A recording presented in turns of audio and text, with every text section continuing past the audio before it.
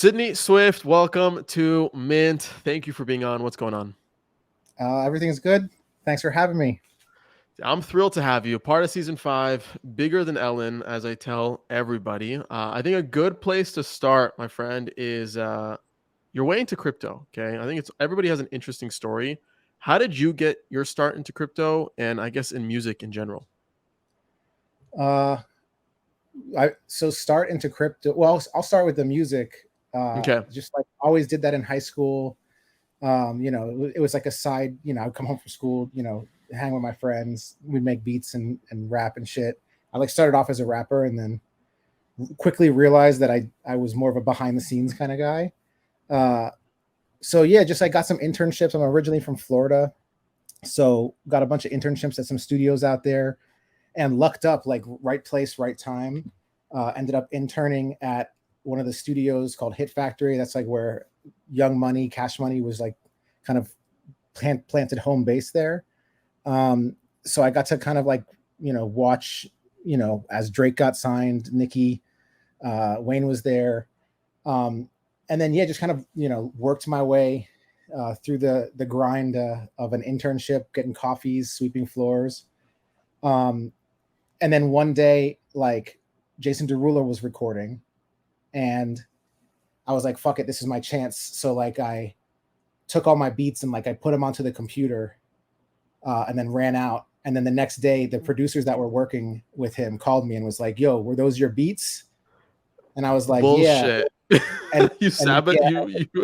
and I went That's in sick. the studio, and then like they were like all pissed off because like you're not supposed to like do that as an intern or whatever. But like I was like, fuck, I'm not gonna be waiting for another 5 years until my shit happens. So it just ended up like he like loved some of the beats, recorded to them, and then that was kind of like the initiation from going from intern to producer, and then came out to LA quickly after and like just worked with a bunch of artists, producers, songwriters. Like we did Beyonce, we did Diplo, Major Lazer, all that stuff. And this did kind of like the music rounds for a couple years. And that was kind of also when I started dabbling into crypto. This was probably like 2010-ish, 2011. And like I just remember, because like back then weed wasn't legal, so like it was like like a lightning bolt when like you could buy weed online through the Silk Road. So I was like, oh shit, like I'm gonna go buy some weed with some Bitcoin on the Silk Road. So I had like at one point I had probably like thousands of Bitcoin, but I'm just like buying grams off of the Silk Road with it.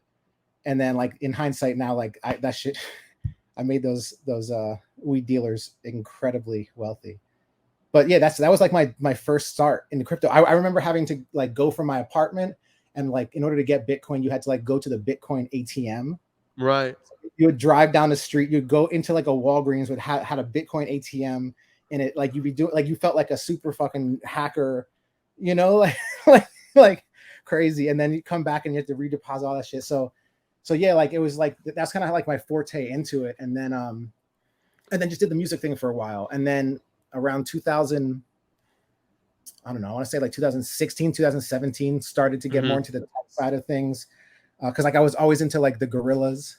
I was always into Mm. like Quasimodo, like this like idea of like uh, digital artistry and like anonymity or anonymity, whatever the word is. But yeah, I was like heavy into that, and it was like a wide open door at the time. Like the gorillas, like slowed down. Like they popped off in the early 2000s, but it was like a wide open lane.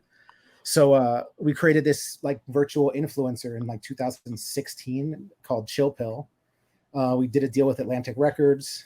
We started dropping the project as like a Web 2 artist, like, but we were way too early, and like nobody understood what we were doing. And, like I would walk into meetings and be like, "We have an artist who can do a world tour in one night. Like, you do understand with like understand the possibilities of that? Like, it takes Beyonce, 2 years to do a world tour and generate like what she does. Like we could do it in one night." And like, so like I was always like into that, like, how big this could possibly be. But I think we were way too early and everybody just kind of laughed me out the meetings in the beginning. I mean, luckily Atlantic kind of like took a shot on us, but like what ended up happening was because I was a producer and songwriter, like I didn't need to spend a lot of the money that we got for songs and beats and studio time. I already had all that, so we spent all of it on like, you know, game developers and devs, and like it started experimenting in the metaverse back then. And like at one point we had like a motion capture rig where like I could like do studio sessions as the character in mocap and invite people in, like artists to admit. So it was like a bunch of shit, but like we were just having fun experimenting in the metaverse. And then yeah, when NFT started popping off, it was just like a no-brainer to like, you know, start to pivot into Mix like the two. Yeah, exactly. Yeah. So when you were grabbing coffees for people and sweeping floors and doing a lot of the intern shit, like did you learn the anything real from that? floor, the old Yeah. sweep. Yeah, the OG sweeping OG floors. sweeps. Yes. Yeah. Yeah.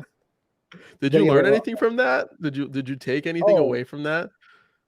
you It's know, such a, and I only ask because that's the intro for a lot of people getting into an industry, right? Like entertainment, music, Hollywood, whatever. yeah, especially the entertainment industry. Yeah. It's different in tech, right? Because tech, like, you know, You know how to Silicon Valley. code? Come on in. Yeah. Exactly. But like yeah, in entertainment is different. But I guess what it taught me was like, um, it kind of like it's funny the way like studios usually worked back then was like, you know, you would hire 20 interns, right? And like by week 2 or 3, there'd be 3 people left, you know, because not many people want to do bitch work, you know, and not get paid for it. So it kind of really quickly weeds out like who um, who has what it takes, uh, like to like withstand all the like, you know, long nights in the studio and like the, you know, I mean, the way artists work. I mean, sometimes I would get in the studio at 9 p.m. and we wouldn't leave till 9 a.m. You know, and that's just the way creativity works. So like you kind of have to be prepared for like this like grinding mentality of like, you know, you never know when inspiration is going to come. You want to be ready for it. And I think those early years kind of really like get you ready for like that lifestyle. And it also like I had so many people telling me like and asking me like, yo, you're crazy. Like, why are you going to the studio for 12 hours a day and just sweeping, like not getting paid? Like you went to school for this. Like, why are you doing it for free? And like, I always just like, you know, I always like tried to think about like the mentality of like, I would rather be sweeping a floor in like this studio, like, you know, than like getting paid to do it at, you know, somewhere where I don't want to be, you know, like, Right.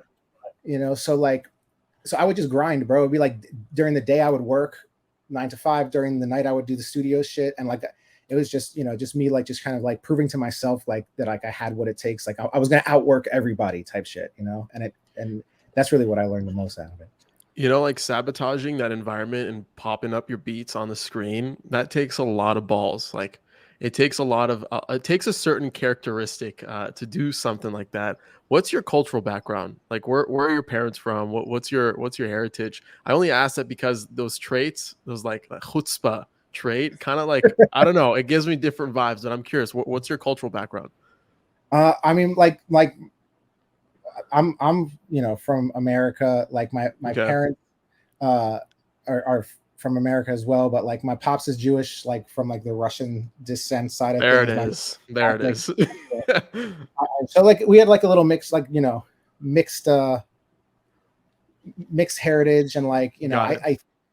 I think like really where it came from was like my pops is an entrepreneur at heart. And like before even like even like music or anything, like I used to like go to the office like and watch how he works. And like he would grind from like 9, you know, to 9. And like, you know, it was so I got to experience early on like entrepreneurship and like, you know, the idea of like you got to go for it like when you have a chance, or else it could slip through the cracks and like you never get that chance again. Right. And that's always kind of been instilled in like, you know, my DNA is just like I need to like I'm not gonna wait, you know. You know, it's funny too you bring that up because it's like the biggest shifts in my life, like, and the moments that like take me from like point A to point B and like the next iteration of my story or whatever has always been like the culmination of like a moment in time when I have to like go way outside of my comfort zone and just say like, Right. fuck, I'm gonna do it. Like, and you know, 90% of people probably would like not do this, but like I'm just gonna go for it. And it usually if it doesn't pay off immediately, usually like in hindsight, it ends up like, oh yeah, that's the decision led to this, to led to that. And like, so it always works out in the end like that. Yeah. No, I love it. So your vision 2016, way before NFTs existed, to do this like meta star, this virtual character that could travel the world in a day, and create this like meta figure, is very much fits in the context of NFTs, right? Which kind of transitions me into, when did you have that aha moment that this is the perfect medium to do what we envisioned back in 2016? It's funny you say that. I know Brett is you're doing an interview on Brett from Launch House too, right? Like, and Yeah, like he's going to be on season 5. the Yeah. aha moment was at Launch House. Like, it was Mm, like I had always been into NFTs and always into like crypto, but like it wasn't until I went to Launch House and like saw other builders, like they weren't hidden behind the screen. It was like right in front of my face. Everybody was like heavily invested in like, not the like trading side of things, but like the like potential of the tech. And that's what I had always been interested in, right? Coming from the entertainment world, is like the potential of what the underlying technology can do. So like, it was really like Launch House that like, to be like 100%, and like, I don't even know if Brett knows this, but like I got back from Launch House and like converted my entire company from a Web2 company to a Web3 company. wow. Like it ended up like literally, because there was like we had like probably like a 15-20 person team, and some of them were into NFTs, some of them were against NFTs, and I had to like train everybody. And like it was just literally like, all right, like stop what you're doing, we're going through like a month of training, I'm gonna like walk you through why this is important. And like, yeah, we literally like converted from that, like, and it was such a great decision, and it was, yeah, it really helped us out. The team members that were against it, why were they against it? What didn't they understand? What were they against? What were some of the confusions that sparked you to come and be like, yo, there's an opportunity here? So it's funny you say that. The main thing is the same confusion that most fans have in music, which is like the environmental impact of crypto. Like, and that's first and foremost, like everybody's go-to, like, well, it's really bad for the environment. Like, and it took me like laying out a whole like kind of like presentation explaining like Logic trail. exactly explaining like, yo, the banking system takes up 10 times more like than crypto does right now. Like any transactions are doing, like, it's just like Yeah. the presentation and the lobbying and all that and the behind the scenes of like, who benefits from what is skewed right now. But I also feel like it was me explaining to them like, yo, like, in the early days of the internet, like any new technology, right? Like it always starts with like innovation, and like and then it falls into place with like how that can adapt and scale over like to like everyday users. So I think like right now Right. we're in that position where like everybody needs to be worrying like mostly about innovating and scaling this, like, than like, rather than just being like, well, we're not going to touch it until it's ready, like, because then nobody's going to be Right. building. Right. So yeah, that You was the bring up main. the concept, of a fan. Okay. One of my questions for you is, how do you think about the difference between a Web 2 fan and a Web 3 fan? um Oh, that's a great question. um I think the difference is, um I oh, that's such a good question. I mean, I like to think about it in terms of like instead of Web 2 versus Web 3. I like to think of it in like incremental steps to get to Web 3. So it's like you have a Web 2 person, and like that vertical is the person that like is against NFTs, against crypto. They don't want to hear about it. They think it's a scam. They think it's bad for the environment. Like, don't show that shit to me on my feed, right? Then you have a Web 2.1, 2.2, 2.3, 2, and like, and that Web 2.5 person, Progression. yeah, the person that's like sitting in Web 2.5 is like, okay, I'm not against it, I'm not for it, I need to learn more about it, like, but I don't have the time to take that step. So like, and then it's just about educating from Web 2.5 to like, the initial first, moment when you like get a wallet and finally find your ground in Web 3, past the point of like, one purchase and then you're done, like to really cultivate that fan like in the Web 3 world. But I think it's more about like learning the demographic of which vertical you're dealing with at the time, and then giving them what they need in order to eventually get to the Web3 mentality, right? Because people in Web2, they like just like the employees that I had to like, explain, like this step one was like, this is what you need to learn more. Let me explain to you this stuff. And then they got a little more open-minded. And then it was like, okay, let me walk you through some of the lore and like some projects you like, and or some projects I like, and why don't you go find some interesting project, and like it was slowly weaving into it. But like, and so I think the only difference between the two is education, is 1,000% education. Like, and then as a business, once you identify the type of fan that you're dealing with, it goes back to the fundamentals of building a business, which is like customer satisfaction. So like whatever your product is, whether it's music, whether it's, a protocol, whether it's a whatever it is, like, are your customers satisfied? Like, right. So yeah, I think that whole thing right now is education, right? Like, yeah. So part of building that customer base in Web3, we call it building a community, right? And it's incredibly hard to build a community, but if it's done correctly, it's incredibly powerful. And the hardest part for many creators is getting started. There's a lot of buzzwords that kind of get them stuck in the rabbit hole from understanding how everything kind of works together. But when it comes to actually building the community, it's a whole nother mountain to climb, right? How do I find my first 100 people that align with my vision? How can I bring them in a Discord, mutually align them with incentives, and get this entire ship rocking? How do you find your first 100 people to join your community? How did you do it? And what are some tips you can give to others? Slow and steady. Okay. Slow and steady for the first 100. Like, I think scaling, I mean, if you break it down, like up from a numbers game, like going from 1 to 2 and going from, 100 to 1,000 is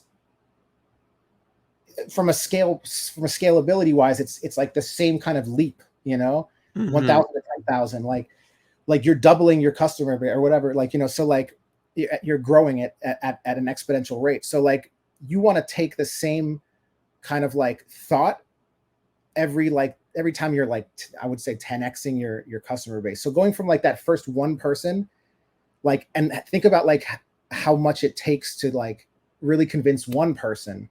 And then it's just tweaking and thinking like, okay, so how do I scale that a little bit to like move to 100 people, right? And then taking the time to tweak the approach. And once you have that 100 people, it's scaling to 1,000. But like in the beginning, it's about persistence, and like pleasant persistence, and like, like just making people feel emotions that are positive, right? That's all people ever want, is just to feel good, like, and they don't want to feel bad. So it's like finding like those first 100 people and finding like how do you make people feel good the best? What can you provide like for them? And then just doubling down on like that, and like spending, the majority of your existence, like making sure that your community feels good and is excited, and is happy. And like, it's funny because like, I think like going through a couple drops on our own and learning like about community building through the whole process, I think that something that a lot of people forget, because it's easy to get wrapped up in the space and like what the like current trends are for the moment. But like one of my big beliefs right now, is, I have a shirt that says expectations minus reality equals happiness, right?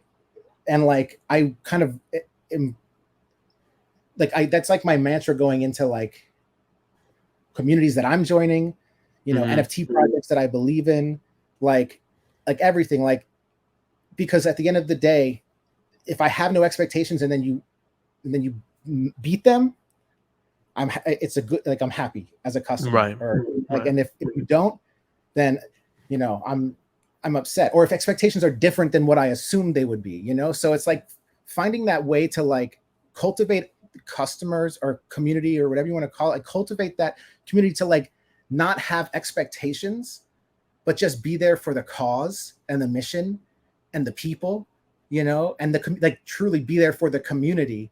Because then when you start to sprinkle in utility, you start to sprinkle in expectations, like, it's like, oh my God, I'm so surprised. I didn't know they could pull that shit off, and now that's how you start to grow and develop. And I think that that's the most exciting, like one of the most exciting parts about like the time. Like, I know it sucks because like we're in like a downtrend and like the market's crazy right now, obviously, but it's really interesting that like how much recalibration is happening from Mm. strategy of collections, and like not just collections of NFTs, but like just like all companies are just re-strategizing on like the promises they're delivering, on like, the types of fans and communities they want to like, you know, associate with, or the types of like, activations that they're doing. And like, I think that like a recalibration is really healthy, because we got to a point where it's just like, every other project was like building a metaverse, like eventually, you know, and like that's like a huge, it's a huge, That's so funny you bring that up, because the default thing that many projects do once they build their 10K collective is they just assume everybody just wants a metaverse next. And that's where their energy goes towards. And it always struck me as like the second Meta came out with their metaverse rebrand, right? Everybody kind of flipped and like, all right, this is the future. Like, this is what we're building towards. This is what we're doing. This is where we're going. And everybody's going to want that. And it makes me think like, does everybody want a metaverse? How many metaverses do we need? Like, how many worlds do we need to take our PFP project through? I don't play games. Like, I may not be the right user. I don't spend time through these virtual worlds. I saw some of the snippets from the Bored Ape Yacht Club game as well that were trending on crypto Twitter. And I don't know. I don't see myself like spending an hour, 2 hours, 3 hours a day just like doing WASD and just like walking around this metaverse, like just chilling on my, you know what I mean? I don't Yep. see it. I don't see I it. I agree. I think it's like going back to like, what does your community want? What does your customers want? Right. Like, and like, it's interesting because like when you do say things like, we're building a metaverse, it's like, it's really interesting, like, to see the difference in like, are the community members there because they want to play the metaverse game? Or are they there because they think that if you build a metaverse, your NFT will go up in value, Mm-hmm. and then they can flip? So it's like, by simply stating that, like, you kind of are you're attracting the kind of that type of customer that has expectations for what that is going to do for your collection. So it's like, you like, for me, like finding the right customer basis, and like, and letting the product, and I hate to talk about it in like Web 2 terms, like, it's like, because I always go back and forth with my marketing director too. I'm like, do we say it's like a community manager, or do we say it's like a customer experience, director? Like, what, there's no difference, except like a community manager does social media, but everything's merging right now. So like, at the end of the day, it's just like, what do your customers want pre-mint? What do your customers want post-mint? And if you can align those two, where you're finding the right customers pre-mint and then delivering post-mint, you knock it out the park, and like, if those don't align, then you find yourself in like a really interesting. What's up, guys? Adam Levy here. Sorry for the quick pause, but I wanted to recognize a couple of our NFT sponsors who are helping make this episode a reality.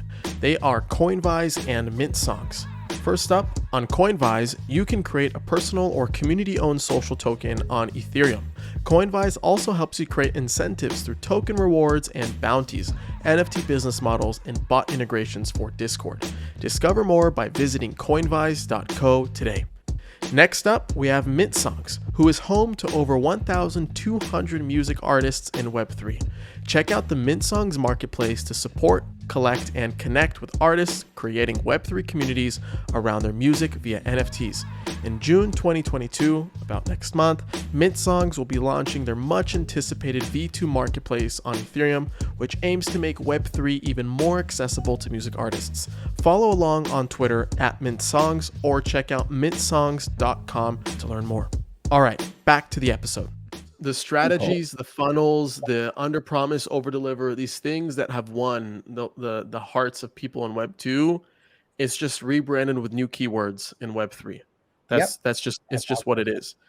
People still want to feel a part about something, feel a part of something that hasn't changed. Web 3 hasn't changed that. Web 3 has maybe solidified that even more with better incentives, right? The product is the NFT. The product, we are the product, right? But we're building collectively amongst each other in this through this new medium, So I really resonate with a lot what you say, and it's funny you bring up the metaverse stuff because I think everybody is just hoping that Meta acquires them for something because they're building a metaverse and they're hoping that, I don't know what the strategy is, honestly.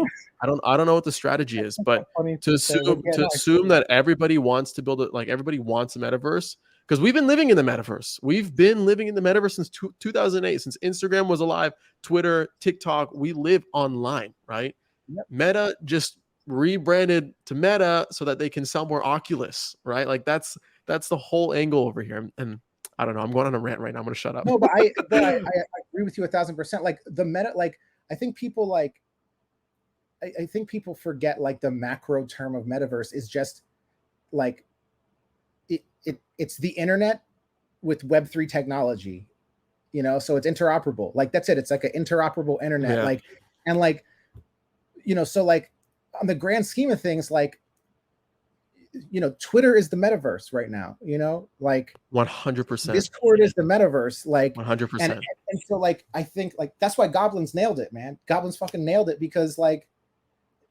they realize that they don't need to build a metaverse. It already exists. So how do we just give that experience of a metaverse across all of our metaverse platforms that we're already in through through Discord, through Twitter, through the smart contract, like wherever you turn, you're still in the world of that brand, so you're still in their metaverse, which is a really meta thing to say, like if you scale that out. But like that's kind of like where I feel like, we're about to start shifting to is like, the realization that like, if the metaverse already exists, we don't need to build one.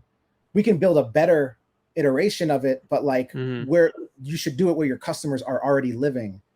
You know what I'm saying? Not just like, So that's yeah. kind of I hear you, bro. I hear you. We're on the same page. You talked about like marketing directors, community managers. My next question to you is, what goes into, I guess, like what are the traits, for example, of a great community manager? What does that entail?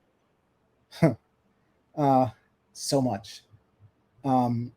Give it to me in like a 5-point breakdown, 3 to 5 point breakdown, if you're able to. So like a good community manager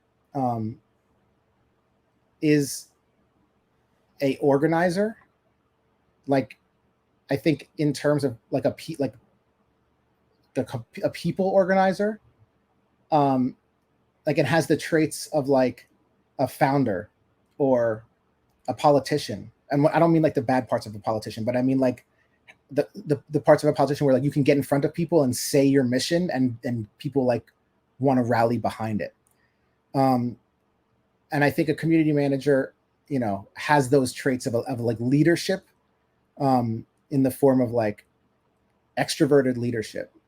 And then I think like a good community founder, I mean, shit, like now I'm talking it out loud, like a good community founder is like a good community manager is a good founder, and I think that like, I think, yeah, like, rallying people behind like a cause. What else? I think like what are some of like the soft skills, for example? Because right now in crypto, the two most in demand types of people are developers and community managers, right? Developers, that's not my wheelhouse. I don't know what goes into finding a great developer, but I feel like I have a good sense of what traits kind of like comprise a strong community manager. But you run a community. You guys have hundreds of thousands of people listening to the Chill Pill music that you've kind of created this 9,999 PFP community around, right? And it's no easy feat. Like those are thousands of people that have incentives aligned with the success of what you build, Sidney. And on top of that, everybody that listens to that on Spotify and Apple Music, etc., also align with that. So it's less maybe about having what goes into a great Discord moderator, right? But it's also kind of like managing the entire brand as a whole, because the people who listen on Spotify are also part of your community, right? And probably the people who also hold your collectibles also listen to the music, but probably not everybody who listens to the music hold the collectibles. So there's an interesting like mix over here of, sure, you don't want to get too lost in the sauce of what happens in Discord, because there's more to this community beyond a few servers, right? Yeah. So Oh, I guess like, because you've built companies, you have people working for you, you started projects, you had this vision for this meta character, this meta star, and yeah, I guess like bringing it all together. I mean, it's a founder's point of view, so maybe you can take it from the point of what goes into a great founder, I guess, in Web3. yeah. Yeah, exactly. I mean, like you nailed it. Like, the community does not just live on Discord. Like, and like going back to the other old point, like, the metaverse is wherever your customer is at that time, digitally. So a good community manager, like, is somebody who can identify what is reacting, what the community is reacting to, and give the community the tools to build off of what they're reacting to the most, and then identifying the leaders within the community and their superpowers, and then enabling them or incentivizing them to rally their subsection and their superpowers of the community. So like a good example is like, we have a music community manager, Joe, who's incredible. Joe was a Chill Pill fan before we even were at NFT. We're an NFT project. He was like, always commenting on our stuff. He was doing what a social media manager should be doing on the daily, right? Like commenting on stuff, responding, retweeting, all that. And then like when we went to a studio called the Record Plant the month before we minted, and did like a lot, because we were like, how are we going to dox ourselves? Like, how people are going to understand like that, like this NFT equals music. So like we kind of like planted our project in a major music studio and said like, yo, everybody come through, like this is where our home base is. And on one, like early on in like one of the Twitter spaces, we were talking about, music and all this, what the project means to us and everything. And Joe started talking about how excited he was and how like he's been following this and whatever. And somehow I don't exactly remember what led to this, but like it ended up the conversation going to like, yo, why don't you fly out to the studio and like come hang out with us, because you've just been so like down and like such a big believer in this project from the jump. So he was like, yeah, let's go. Like if you guys if I have a couch to stay on, like let me know and I'll come fly. So he flew out and ended up like, being there during like the sellout, hanging out with us, like, ingraining himself into the community. And then like, post mint,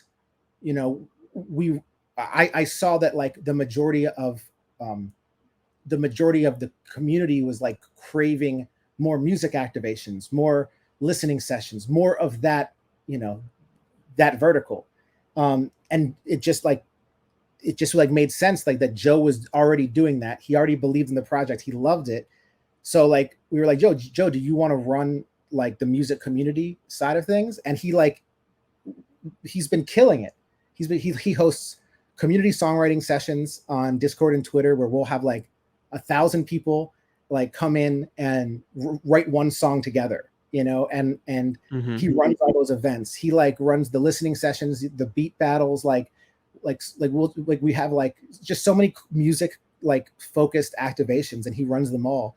And then he's so good at like also like he'll recognize somebody's like a really dope producer out of the crew, and then he'll be like, yo, like why don't I do like let you handle the next couple music production sessions, and starts to empower the people that like him are like involved in the community from the jump and like do it naturally.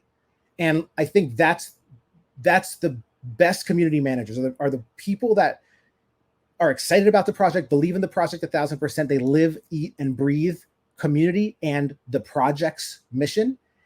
And then they are able to organize people and give them, you know, the tool sets that they need to take the brand and run with it.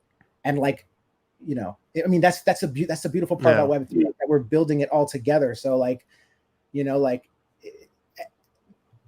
you know, somebody can submit to us a song or an idea for a song, and then we can go to the other producers and be like, yo, like, do you guys want to work on this song? And then they send it back to us, and then we send it to our artists, and then the artists make some stuff with it.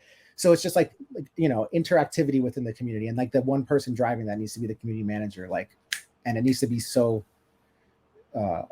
like I said, live, eat, breathe community, which is like an incredible personality trait to have, right? Is like being that kind of always on person. Yeah. I think, Sidney, I completely agree with you. I have a different take. I think the best community managers don't manage communities. They empower others to create sub-communities. And within that, people congregate independently. And I have a great example, okay? Great example is Lady Gaga is probably one of the best community managers ever alive. Why? Yep. Because look at how many people created sub-communities just on Lady Gaga. I'm looking on Facebook groups for everybody that's listening on audio only, right? But you have 51,000 members, 21,000 members, people posting 10 plus things a day. They organize independently. And this is without incentives, right? This is without aligned incentives to see the success of Lady Gaga. They're just doing it because they love Lady Gaga, because they align with her why. They align with her purpose. And through that, they create sub-communities, and they find other people that align with their why and their purpose. So I think the best community managers don't actually manage communities. They empower others to create sub-communities around their purpose. I think that's what it comes down to. Because this right here, this is an army. This is a fucking army that I'm scrolling through right now, right? This is something that not one individual person can create on their own, can manage. Lady Gaga cannot manage all these people. It has to come from within the person, right? And it has to be empowered through independence. We're on the same page 1,000%. Yeah. Like especially if you want a community to scale, right? Because like you need to figure out the ways in which, like, I mean, everybody's different, and like you nailed it, like sub communities inside of the generalized brand, like, you know, going back to like Lady Gaga or even Nike, you know, like there are runners, there are basketball players, like there are athletes within, but you need people that are excited about those sub genres, you know, within it. Yeah, 1,000%. You know, it comes also, let's say, from a technical and feature point of view. Sub communities can form based off rarity traits, right? Let's talk about Bored Ape for a second, okay? So you have the golden apes, you have the board, like the one type of facial expression ape. You have all these different variations, and all of them kind of congregate together. For punks, you have the purple hat groups, you have the 3D eyes, right? Not the 3D lenses, glasses, right? You have all these sub type of features that people can independently form a collective around without there needing to be a community manager, right? They find alignment within the features and the rarity traits that kind of bond them together, and they have aligned incentives that take them all the way to the top or to the bottom, you know? And I think that's the most interesting part about a bear market too, because the bear market, it destroys all the noise. It weaves in quality over quantity, right? And with that, when you're going through cycles and you're going through when the highs are fucking high. You're celebrating but when the lows, they can get pretty low, and that's when you get really tight. Like that's when the bond, it solidifies, right? And I remember back in season 1 of the podcast, I had Dave from Playcoin, okay? A social token project, okay? It has more liquidity. It fluctuates, I think, more than the general typical NFT. And he was saying, he's like, my community got the strongest in a bear market, and it weaved out all the bullshitters who were just here to flip and fuck around with our token. And we really we stood and stuck with our purpose during the bear market, and these low prices allowed us to solidify that energy internally, right? Yep. And what I'm trying to say is that bear markets are beautiful. Bear markets are good. They're great for communities, you know. That's I a agree. takeaway from this monologue that I just gave. Dude, I agree 1,000%, man. Like it's like don't get me wrong, it sucks to get wrecked, and like I'm not endorsing. I know you're not either endorsing like Yeah. we Nah, don't get yeah. want more of that, but I do agree with you in the sense that like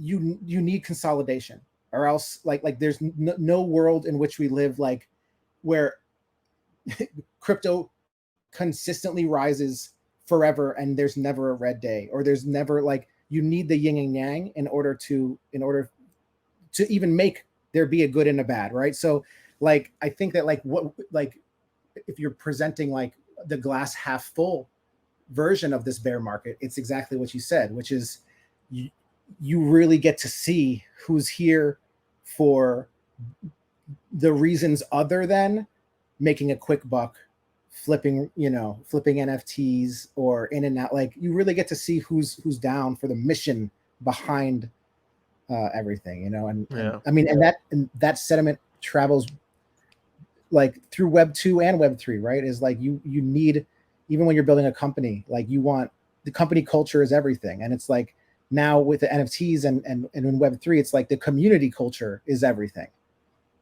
So it's really just scaled that whole idea. It's exciting. Yeah. Yeah. But Another hopefully thing I we get want to talk Yeah, another thing I want to talk to you about is it's very much up your alley and very much on the theme of Chill Pill is where music meets Web3. Okay.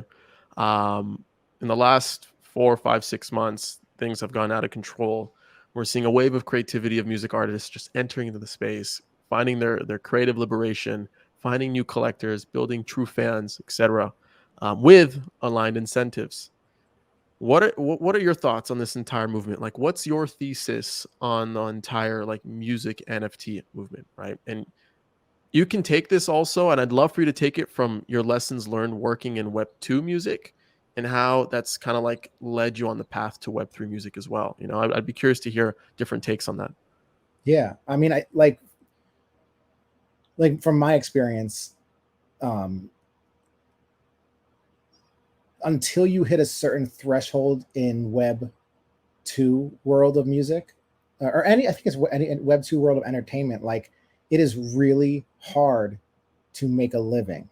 Um, you know, I mean, just from personal experience, like you know, I will make 10,000 beats, or I'll spend that 10,000 hours making beats, and a successful producer or songwriter maybe gets you know a couple cuts a year, if that. The 1% of the 1% are getting hitting every album, but like Hmm. the majority of successful producers and songwriters in the space, like you know they get a cut here, they get on this album, but like it's no more than five cuts, 10 cuts. So like if that's the majority of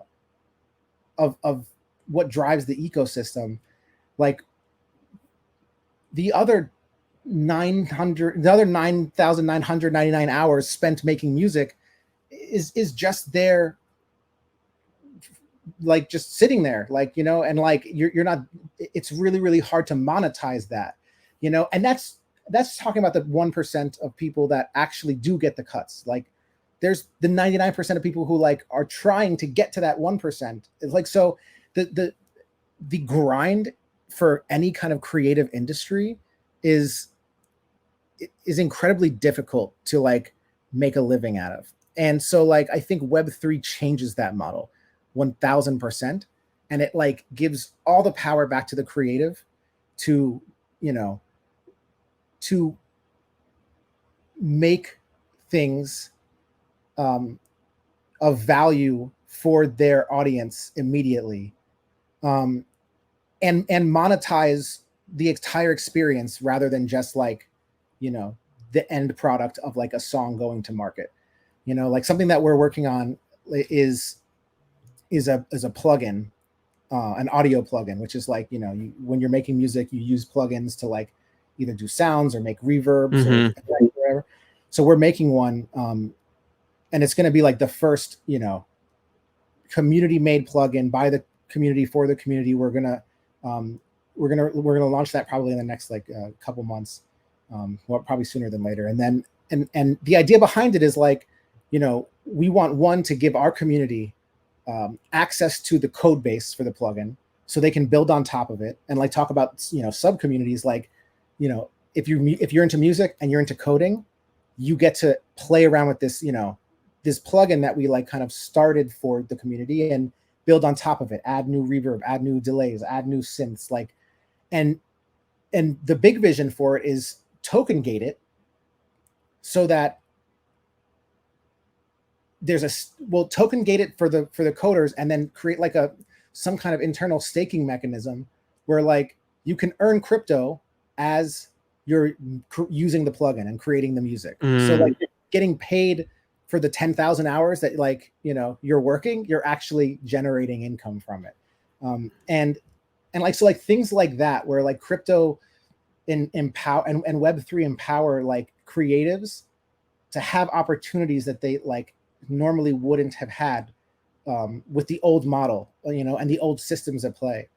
Even just artists just being able to like sell an NFT for 1 ETH, like one, I mean not now, but like previously, like before the bear, like when ETH was at 4K, 1 ETH equaled the same amount as 1 million streams. And that's if you own 100% of the song. And the majority of songs have co-writers and co-producers, right, and work together. So like, if you have 1 million streams and you have a band of 4, you're only making $1,000 per stream. And then that's not even counting like, management fees and like, label fees and all that shit. So like, there is not a lot of money in streaming. So like I think like the interesting part about going direct to consumer is that like you can begin to Web3 artists can begin to target the Web3 vertical and monetize immediately, instead of having to wait for their song to hit 1 million streams and then Spotify to pay the label and then the label to pay the artist 9 months later. Like that's an unrealistic funnel. So I think that currently it's an incredible opportunity to get into for artists, and dude, like, I mean, shit, over the next couple of years, it's going to get even crazier. Like I think very quickly artists are going to realize that they don't need these labels, or especially labels that don't adapt to this new tech and like include it and like help them use it, So it's exciting. I think it's a mic drop moment right there. Before I let you go, man, where can we find you? Where can we find more of the project? Shill it away. At Sidney Swift is my Twitter. The project is Chill Pill, or it's at I am Chill Pill. I think it's at I am Chill Pill on Twitter. That's where we live the most. From there you can kind of explore all of the different shit we got going on. Sick. Amazing, dude. Thank you so much. We'll have to do this again soon. Yeah, dude, I'm excited. I'll see you in NFT NYC, right? I'll see you. Yes, sir. Let's do it.